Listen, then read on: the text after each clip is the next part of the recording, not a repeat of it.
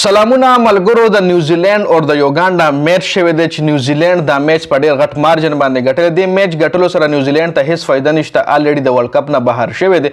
خو یوګنډا ټیم د ورلډ کپ داسې واحد ټیم دی چې دی هر چا بجاو کوجي. افغانستان هم په ښه زبردست ریکارډ جوړ کړ په یوګنډا باندې. ویسټ انډیز هم په تقریبا 40 رنزونو نوٹ کړو، کو په 100 رنزونو د یوګنډا ټوټل ټیم آوټ شو.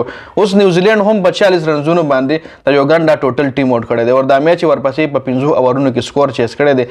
میچ ګټلی د نیوزیلینډ په یو وکټه باندې جی په 9 وکټو باندې میچ ګټلی دی، یو وکټ پریوتی و. مکمل سکور کارډ له طرف له زوجي تاسو له سکرین باندې ښکاري یوګنډا ډومبنۍ بیټینګ کړی دی چې تقریبا 19 اورونه وهلي دي او صرف 40 رنزونه کړي دي، 10 وکټ یې پریوتی دي جی. رونق پټیل 10 اورونو کې 2 بالونو باندې 2 رنزونه کړي. رونق پټیل ټیسټ میچ جی. سیمسن سیزای 0 باندې او ټرابنسن په 0 باندې او الپیش رامجانی په 0 باندې او ویسوا په 13 بالونو 11 رنزونه کړي دي. ریاضت علی شاه په 14 بالونو 2 رنزونه کړي دي. دینیش نکرانی په 14 بالونو 4 رنزونه. مصاب افشل بالونو 3 رنزونه. اچلم 14 بالونو 9 رنزونه.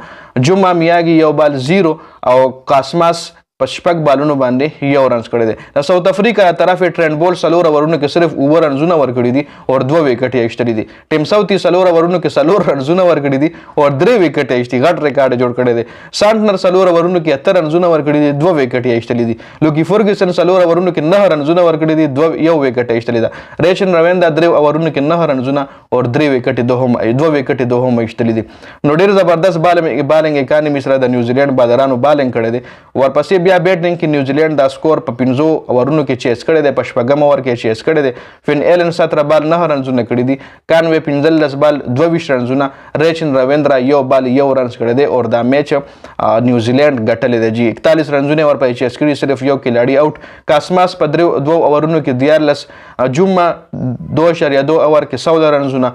ریاضت علی شاه 1 اور کې 10 رنز ورکړي دي او 1 وکټ یې ایستلی ده. نیوزیلینډ دا میچ په 9 وکټو باندې وګټلو. خو دې میچ ګټلو سره هیڅ فایده نیوزیلینډ ته نشته. صرف د نیوزیلینډ بالرانو په خپل ریکارډ ښه برابر کو چې کم سے کم اکانومي سره هغوی زبردست بالینګ کړی دی. نور یوګنډا ټیم په دې ورلډ کپ کې ډېر خراب ترین پرفارمنس، انتهایی خراب ترین پرفارمنس د یو کو. کم سے کم سکور هم په دې ورلډ کپ کې د یوګنډا طرفه شوی دی. چېرته 40 رنزونه یو میچ کې 38 رنزونو باندې آوټ شوی ټوټل ټیم، یو میچ کې 78 رنزونو باندې ټوټل ټیم آوټ شوی. نو داسې څه امپریسیو پرفارمنس نه دی کړی.